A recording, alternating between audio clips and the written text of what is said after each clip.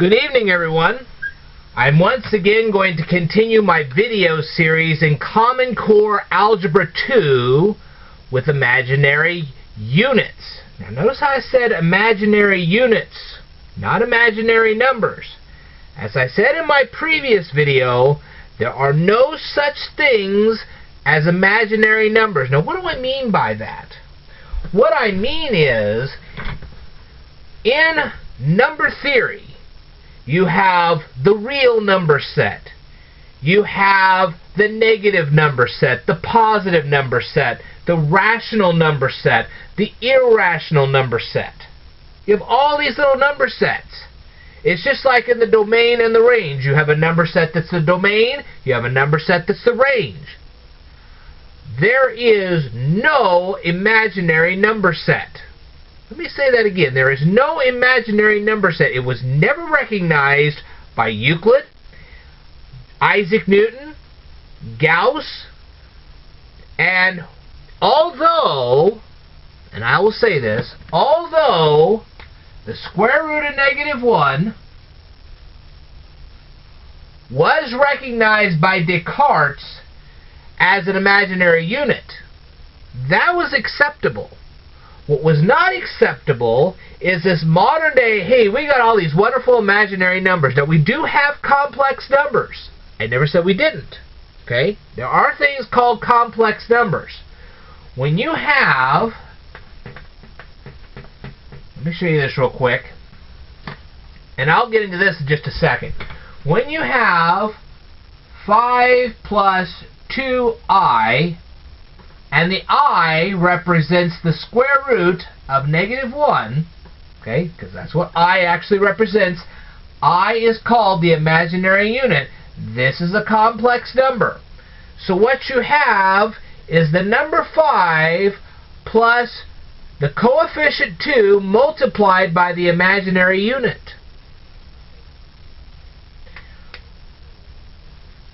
There is no number multiplied by itself that will create -1.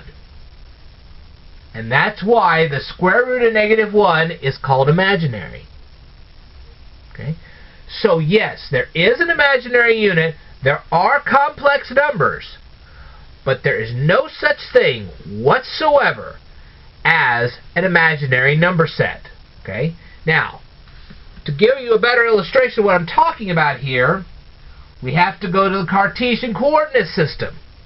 You have your x-axis, you have your y-axis. Alright? Nowhere on the x or y-axis are you ever going to find imaginary numbers. They just don't exist. Okay? Now, what did early mathematicians do when they ran into a situation where they had a coefficient multiplied by the imaginary unit? Normally what they would say is there is no solution to the problem, because if you come up with an answer that simply cannot exist, they would instead of saying, well, it's a coefficient multiplied by the imaginary unit, they would instead say there is no solution to that particular math problem. Okay? And that's how they do that. Now what is this? The first person to encounter a mathematical problem in which you run into a situation where there is no solution to his problem was Heron of Alexandria. Sometimes he's referred to as Hero, sometimes he's referred to as Heron. Now what he did was he took a pyramid, and if you look at the Mayan pyramids, not the ones in Egypt, but the Mayan pyramids, they have 4 sides instead of 3. Even though they're technically pyramids, they're 4-sided instead of 3. He cut off the top of one of them. Okay? And what he did was he formed 4 trapezoids. 1, 2, 3, 4. What's the area of the trapezoid? It is 1/2 multiplied. What you have is the base of you have this base over here, okay, and all 4 sides would be equal in length, okay, and that would be A. And so you would add the base here. Now this is another base, Okay? And this is a base of a parallelogram up here, and this is another parallelogram down here. This parallelogram is bigger than this one. But they're parallel to each other. I know it doesn't look like that in the picture, but they are parallel to one another. Okay? So you would add the base here, the other base here. When you add those two numbers together, you'd multiply it by 1/2, and then you would multiply it by the letter L. What is the letter L? Well, in this case, it's actually C. Okay? So we're going to replace the L with the letter C. Now, C is the slant height of this particular, and you say, well, what is this called? It can't really be called a pyramid anymore because it doesn't meet up at there's no top point. He's cut it off. Well, I'm glad you asked. This object right here is called a frustrum. And if I mispronounce it, I'm sorry. It is actually called a frustrum, and it's spelled F-R-U-S-T-R-O-M.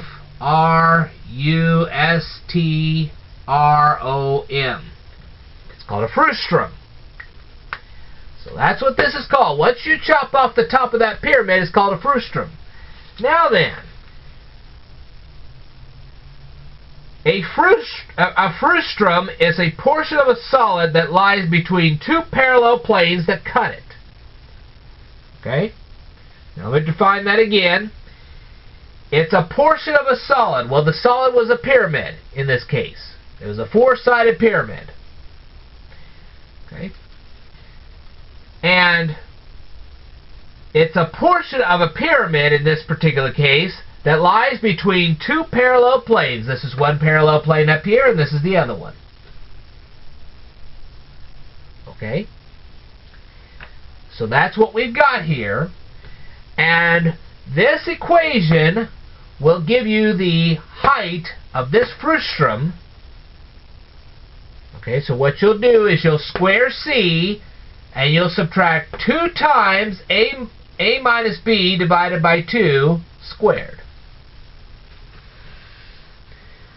Now you say, well, where does this guy run into trouble with this? Well, if A is 28 units, and you can think of them as miles, kilometers, I don't care what kind of measurement you use, but if A is 28 units, B is 4 units, and C is 15 units, and you plop them all in here, when you square root at the end, you're going to come up with a coefficient multiplied by the imaginary unit. That's what you're going to come up with. Basically, what he was saying at that point was there is no solution to that. Again, let me say this. If A is 28 units, B is 4 units, and C is 15 units, there is no solution that will adequately describe that. You can't find the height. That's what he would say. That's what Heron would say. See what I mean? So now, if Descartes was solving this, he would square root this, he would make a coefficient, and then he would multiply it by an imaginary unit. That's what he would do. And you say, well, this is the coefficient multiplied by the imaginary unit. And that's what he would say. But he would never say, this is a negative number. Not a negative. He would never say, this is an imaginary number. He would never say that. Gauss wouldn't say it. Newton wouldn't say it. Euclid wouldn't say it. None of them would say it. So for these modern textbooks, this Common Core stand there declaring, we're going to have an entire chapter on imaginary numbers. Forget it. They didn't say, you know what, we're going to talk about complex numbers, which include imaginary units. If they'd have done that, I would have agreed with them. You can have a complex number with an imaginary unit. That's acceptable. But there's no such thing as an imaginary number. It doesn't exist. It never will exist. It's a bunch of lies. And they need to remove that from Common Core. Now you say, well, okay, when we're plotting points for these types of equations reflecting the imaginary units, we do this on a parabola. Okay, well, you can plot points all you want. You can plot complex numbers. What you cannot do is declare them as imaginary numbers. They're not imaginary numbers. They're coefficients multiplied by the imaginary unit. And if your teacher wants to argue with you, you tell her this. You show her this video and you say that is wrong. Absolutely wrong. Ted the Speed Learner has done extensive research. That's what took me so long to do this video. I'm saying that's wrong. And history backs me up. There is no such thing as an imaginary number. There are coefficients multiplied by imaginary unit. But there's no such thing as an imaginary number. Anybody would like to argue with me on that? Go right ahead. Because history backs me up. Now then, I will cover one more topic with you, and it's about completing the square. I need you to visualize completing the square. Now, what happens when you have A plus B times A plus B? Well, what you do is you end up formulating this. And Euclid showed this in Euclid Book 2. And you can take a look at my proofs and you can see this all you want. What he did was he made a little square like this. Okay? And then he made a rectangle and another rectangle and another square. Alright. So we start out with A times A. Okay? Now we have, of course, this is going to be A as well. This is going to be B here. This is going to be B here. This is going to be B. This is going to be B. So let's go through this. What is A times A? Well, that's A squared. What's the next term? Well, in the FOIL method, you go first outer. Okay, these are the outer two terms. This is the outer term here. This is the outer term here. So now you got AB. What's that AB represent? It represents two sides of a rectangle. That one right there. Now you got another AB. What does this AB represent? Where did we get it? We multiplied these two terms. So it represents this rectangle. So now we have this square, this rectangle, and if we add B squared. How do we know this is B squared? Because this side is the length of B, this side is the length of B, so is this, so is that. So now you got another square. So, now if we wanted to simplify this a little bit, we would take these AB terms and go 2AB. So what do we have? We have A squared, which is a physical square. We have two rectangles. This is the first rectangle, this is the second rectangle. That is what it's saying. 2 times, in other words, since this rectangle is the same size as this one, we can say we have two of these. Let me say that again. Because this rectangle is the same size as this one, we can have two of these. Because we duplicated this one here to that one there. A squared plus 2AB plus B squared gives you this entire great big square. And that's what they're discussing here. That is completing the square. Because what did you do? You made a giant square out of all this. You made a square out of two smaller squares and two equally sized rectangles. That's what you did. And what you're doing when you find the values of A and B is you're plotting all the points of all the values of this. What you're saying is if A is a certain size and B is a certain size, the final square will be this size. If A becomes bigger and B becomes bigger, the whole square will get bigger. If A and B becomes smaller, this giant square is going to shrink down. That's what they're saying. And you can track the points of that with a parabola. And by the way, the parabola, now I want to get into that too, because you need to know this as well. Where'd they get this parabola from? Okay. I think you can remember back, if any of you watched, and I hope some of you did, I gave you the definition of a cone in Euclid, Book 11. How did we get this cone? Well, isn't this a right-angled triangle? Of course it is. So what you're going to do is you're going to take this right-angled triangle and you're going to spin it 360 degrees like a top. Okay, so it'd be just like grabbing a top, you're going to spin it 360 degrees. And when you do, when you spin that right-angled triangle 360 degrees, you're going to form a cone. Okay, so well, so far so good. So let me redraw the cone here. You say, well, okay,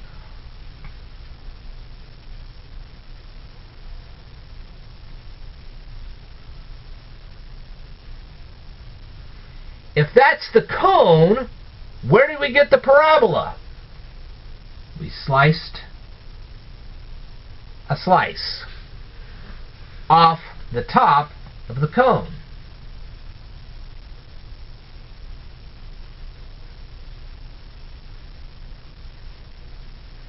And when we did, see that U shape right there? That's your parabola. When you slice a chunk off the cone, you're going to form your parabola. That's where you get your parabola. Now, if you had two cones, let's say you had this cone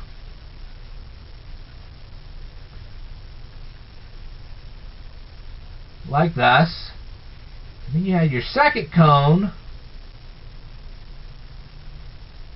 like this, and you took a slice out of both of these, you would form a hyperbola. Because you'd slant off a slice here, and you'd slant off a slice here, and when you did, you would have two parabolas or a hyperbola. And that's where they get that from. But this is all in the conic section. Have I done the whole conic section of Euclid yet? No, I have not. When I do, I'm going to further illustrate all this. In a future lesson, I'm going to discuss the dodecahedron. I'm going to actually draw it out for you physically right here in this very room. I'm going to draw it out for you. When I do, then I'm going to go through all the proofs of 11 through 13, and I'm going to show you the entire conic section according to Euclid. Then you'll be able to visualize the conic section, and then you'll be able to do these problems more effectively. You'll know what you're trying to look for. If you know what you're looking for, it becomes a lot easier to do it.